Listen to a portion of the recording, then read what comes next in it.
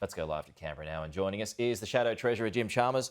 Jim, good to see you. Thanks for your time as always. So, because of the pandemic, we appear to be living in this economic bizarro world at the moment where the government hands down a Labor-like budget. Is your alternative going to continue the theme and go with something more fiscally conservative? Well done getting a Seinfeld reference in first up, Pete. That was well played.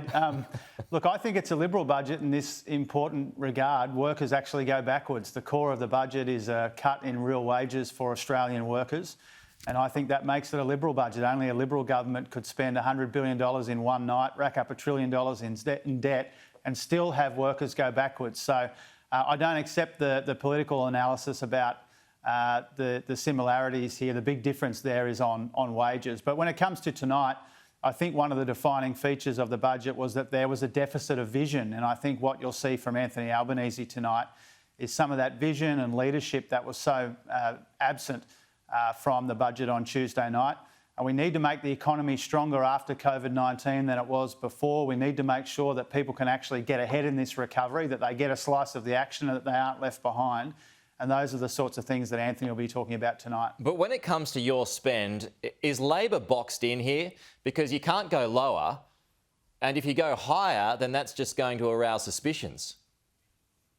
Oh, look, we'll do what's right for the economy and what's right particularly for Australian people and Australian workers in the economy.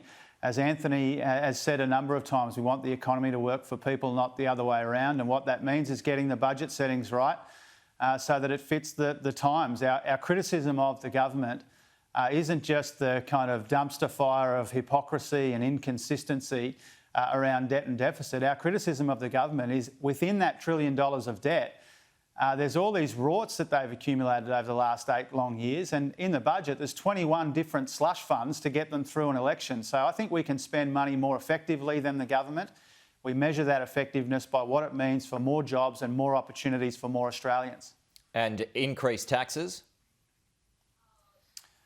Oh, look, our priority is on jobs, and there will be at some point people will have to consider things like multinational taxes. Both sides of Parliament will need to contemplate whether that system can be fairer. Obviously, the government's got built in more than 3 years down the track now some tax cuts which overwhelmingly favour the highest earners. We'll have a look at all of those sorts of things, but our priority is supporting the economy by supporting people and their jobs. That means making sure that we can get wages moving again, because if we don't, then the recovery won't be worth it for too many people. So, I mean, Labor voted for those tax cuts. Do you support those stage 3 tax cuts still? Well, the important thing to understand, Pete, is that all 3 stages of the tax cuts were put into one set of legislation. We didn't have the option to choose one or the other. And so what we did was we said that our highest priority is getting tax relief out the door into the pockets of low and middle income earners. We've been consistent on that throughout. We do think that middle Australia deserves tax relief. We said at the time, and we've said ever since, that it didn't make a lot of sense for the government to commit tens of billions of dollars to the highest income earners some years down the track. Our view's been vindicated by the fact that the government, since making that announcement, has racked up that $1 trillion in debt. And so we'll weigh up all of those sorts of things. We'll do the right and responsible thing. But given those tax cuts don't come in for more than 3 years now, I don't understand why the government is in such a rush to make those sorts of commitments. Sounds like you're going to bin it, Jim. I wouldn't say that necessarily, Pete. I just, the government's out there today. Think of it this way, Pete. The budget was only handed down 2 days ago.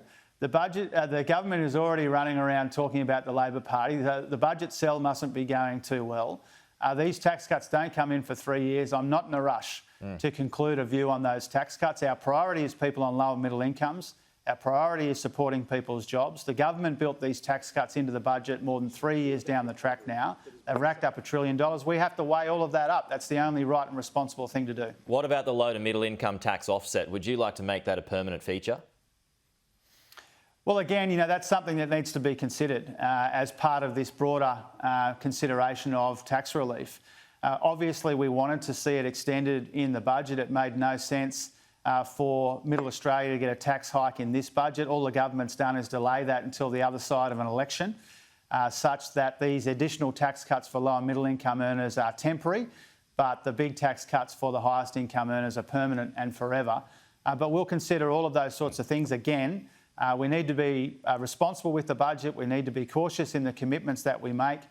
We'll need to come up with our priorities and get the sequencing right. Yeah. And income tax is part of that thinking. Well, but if that was a permanent feature, then that would blow out the debt even more, right? Well, it depends what else you're doing in the budget, Pete. I mean, you need to look at the budget in its entirety.